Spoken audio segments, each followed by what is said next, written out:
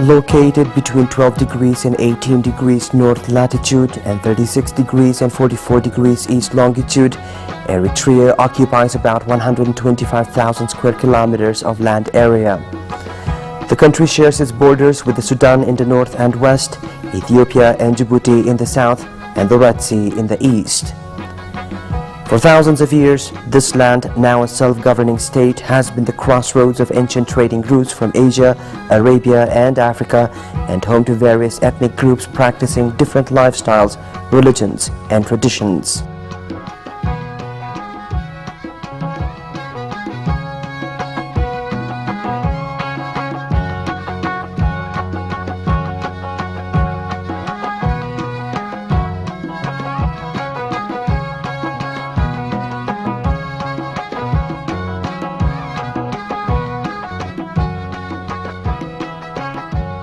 All bright, cheerful, assertive and hospitable, a mixture of faiths and cultures, the people of Eritrea find harmony and unity in diversity.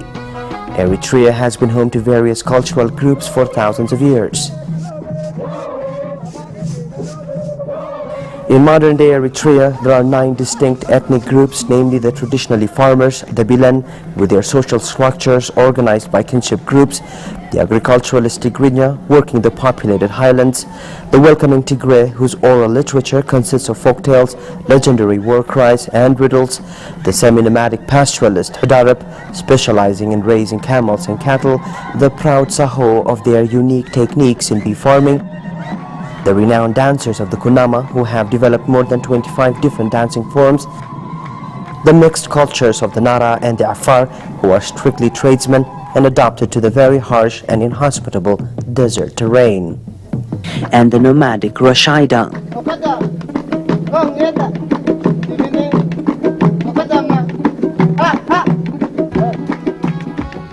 These 9 ethnic groups, nomads and pastoralists, fishers and farmers, live in complete harmony and unity in Africa's newest nation, building a brighter future for a stronger and modern Eritrea.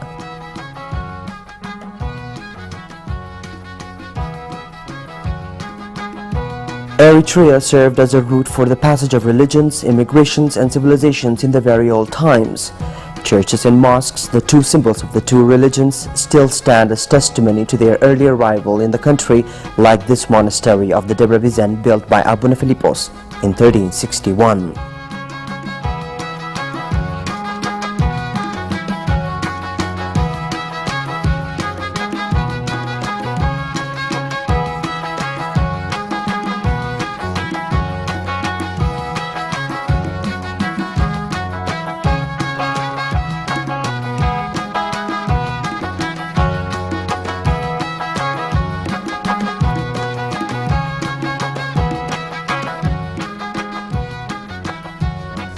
Some of the houses of worship have even become the icon of the capital Asmara, like the cathedral in the Haranet Avenue, built by the Capuchin Association in 1921 to 1923, that incorporates one of the finest relief and brickwork worthy of such a landmark. It has a large tower, 25 meters high, with 8 bells weighing 100 kilograms at the top. Much of the church's interior is made by hand. Also built during the Italian colonial era in 1900 is the Khalifa al-Rashidin Mosque, the largest in Asmara. It features a large square right in front of it, where the faithful gather on Fridays and holidays for prayers.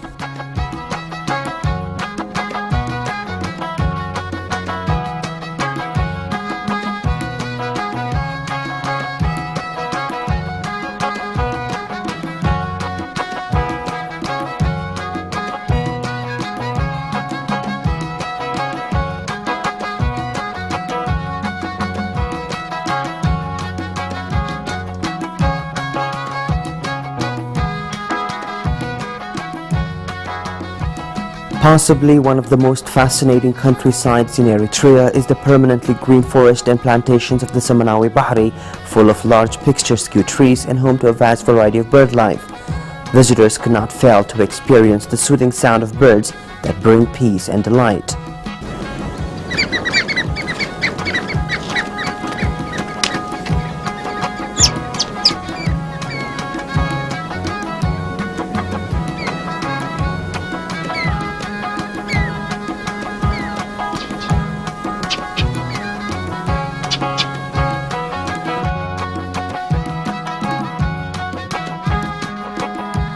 Eritrea used to be a major haven for wildlife like the hyenas, elephants and the graceful gazelles in the Gash Barka and the swift ostriches in the Dunkalia region, offering extensive cover and plenty of water. Baboons and vervet monkeys are much in evidence still in this region of the Samanawi Bahari.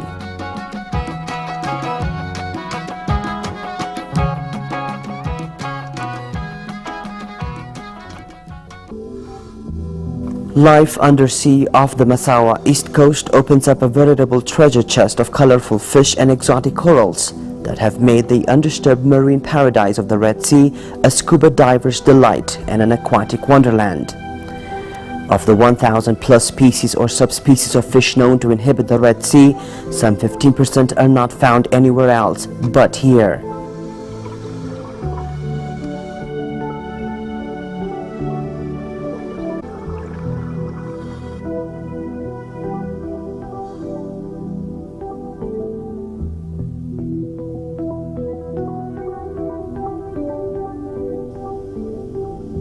Main source of livelihood for the villagers around here is fishing with the help of their wooden crafts or the shambuks.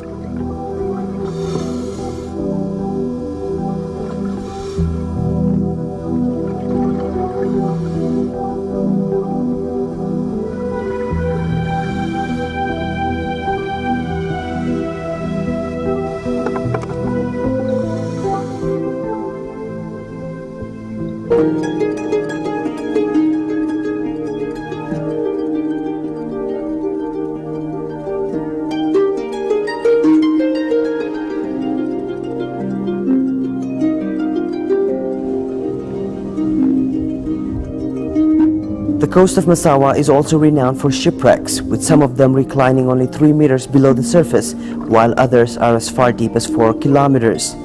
These wrecks include World War II Italian warships, frigates and even tanks, with a number of them still in very good condition.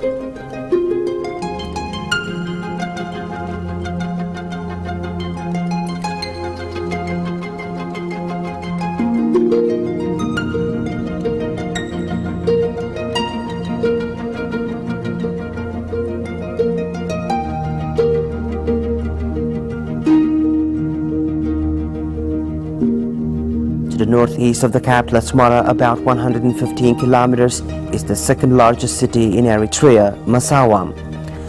This city has a checkered history dating back thousands of years. The ancient Greeks and Egyptians regarded it as an important trading point, and in the centuries that followed, it became a regional prize worth fighting over.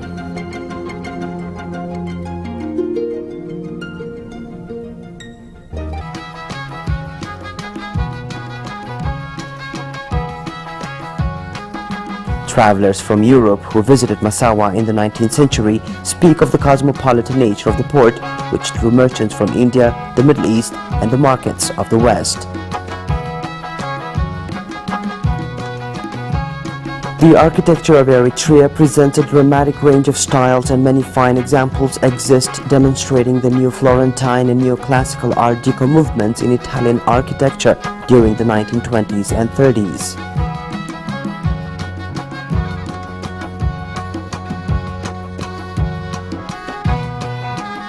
The gates of the villas, especially in Asmara, made of iron work, are remarkable and are mainly in the classical style. This style is clearly identified by the presence of verandas, the accommodations, the presence of high ceilings with shutters and screens incorporated into the portico.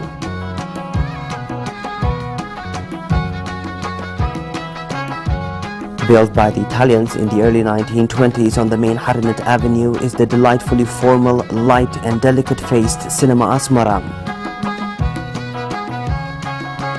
This is the formal Imperial Palace with its distinctive extravagant architectural touch.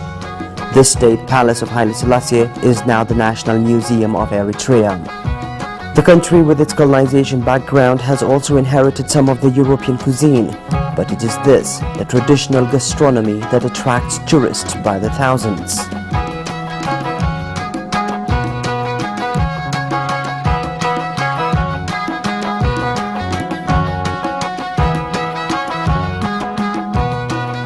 Located to the north of the main street running from the city center to Udag Arbi is the noisiest place in Asmara, the Madabar. This place houses hundreds of privately owned stalls where diligent workers recycle every imaginable material into a mind-boggling number of items. Pipes into rocking cradles, tin cans into stoves, and more. Most of the work here is done by hand without the benefit of modern machinery.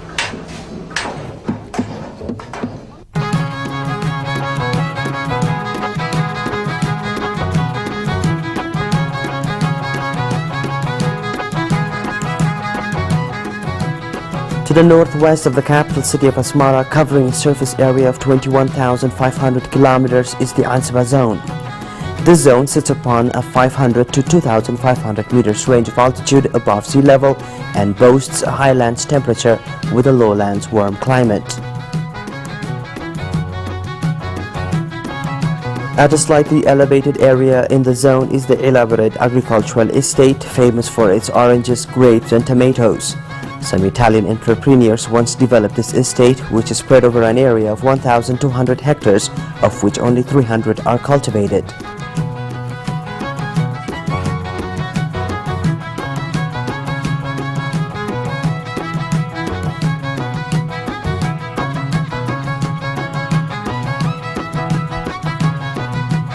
Exactly 91 kilometers northwest from Asmara is the beautiful city of Karen. This city is a trading center with a cross-culture of many languages, family groups, and religions.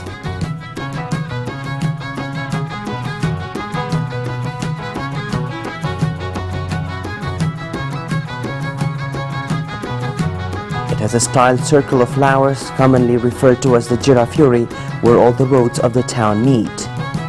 A 20-minute walk past the Italian cemetery to the right of the market area will bring you to the most prominent shrine of Saint Mary of Da'arit, popularly known as Mariam Da'arit. The shrine is inside the large Abwaba grotto, which was inaugurated by the 5th Vicar Apostolico Truvir in July 1881. Gradually, Mariam Da'arit has become a popular open-air shrine, a sign of unity and religious devotion. Regardless of congregational diversity, today the shrine encompasses an area of over 10 hectares where oranges and guavas are grown in orchards. Across the center of the market, there runs a short street that makes Karan unique for its silver jewelry, such as the hijal, which is traditionally worn on the ankle, tikek and the wancha, that are worn as armbands, the somet, largely worn as necklaces, and the completely rounded tiket, to name but a few.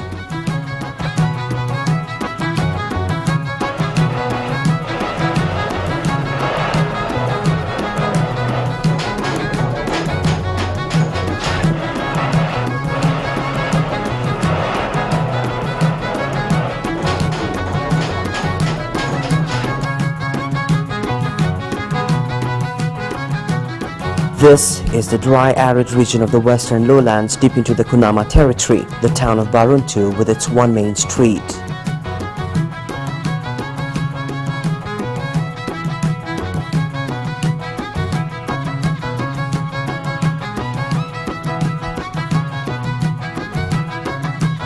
There are many nomadic tribes in this area contained within its dusty streets rippled with everyday life. Animals here are treated well and have a similar status to cars in the Western world. And here is the equivalent of the Rolls-Royce. It is grinding millet seed for oil, a process which hasn't changed in centuries. But during the 30 years struggle for independence, the camel played an essential role moving supplies around the country. It's now been adopted as Eritrea's national emblem.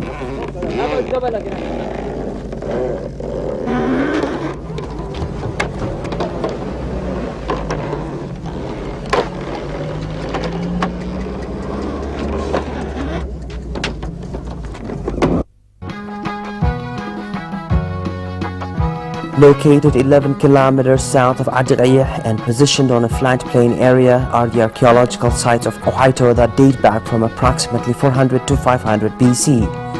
Although most of the sites have never been excavated, the ruins of the ancient city of Quhaito are very impressive. In the ancient city, we find structures standing in columns of monumental arrangement, possibly temples. 136 kilometers south of Asmara is San'afa, and just 2 kilometers to the south of the town is the partially excavated ancient city of Metera. One of the extra conspicuous features of the city until very recently was a 5 meters obelisk with an inscription that has been dated to the 3rd century. On the top is an engraved symbol of a South Arabian divinity, a discover and a crescent. Sadly, this ancient relic was deliberately destroyed by the Ethiopian army and dynamited in its recent invasions against Eritrea. It now lies on the ground beside the road where it once stood.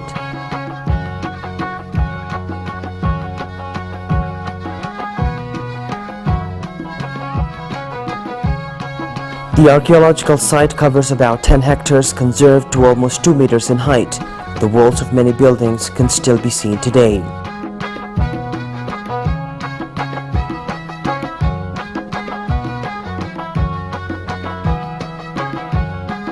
Apparently, the oldest Christian monastery in Eritrea, the Debre Libanos, is supposed to have been founded in the late 5th or early 6th century by the Syrian missionary Abba Meta or Metaos, known as Libanos, who evangelized in Bakla and Saraya as well as Shimazana. Debre Libanos is about 150 kilometers from the capital Asmara. Originally located in the village of Ham, the monastery was later moved to its present accessible location perched on the edge of a cliff below the Ham Plateau. Its church contains the Golden Gospel, a metal-covered Bible containing copies of land charters that date back to the early 13th century, and a large number of mummified bodies were discovered right here, which are still in the process of being dated. Experts estimate the mummies to be over 500 years old. The mummified bodies were wrapped in cloth and tightly wrapped with animal skins, the same kind of yellow cloth and animal skin that are worn by monks today. This site is considered to be one of the most important in Eritrea and is already attracting tourists by the hundreds.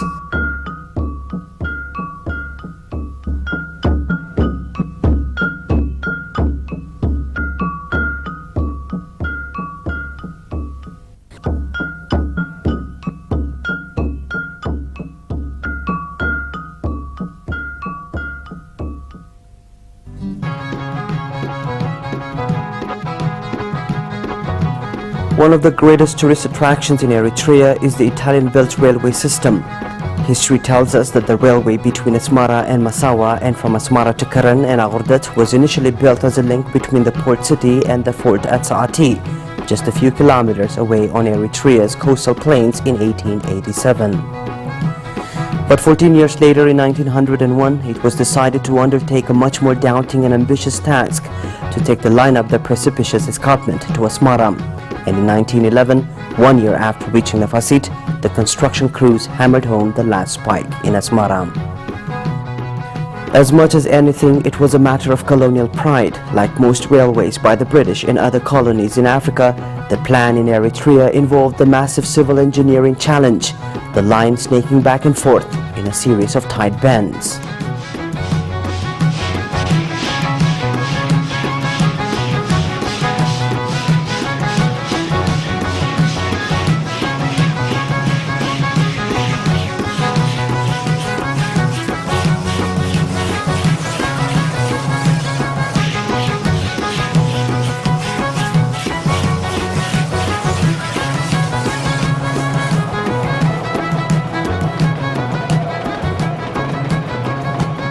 This unique transport facility was operating until 1975.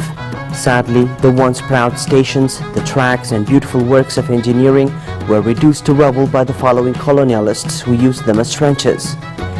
And eventually, when independence dawned, the most visible signs of the old Asmara-Massawa railway line were the skeletons of the once proud stations that marked its progress and some old and unusable rolling stock. But just as it represented the development of Eritrea in the colonial eras, the railway had a special meaning in the rebuilding of today's independent nation. The Eritrean government decided the idea was too good to abandon and instead agreed on a remarkable policy of do-it-yourself repair. Veterans who had worked on the line during the Italian period were called upon to utilize their skills again, repairing the rolling stock.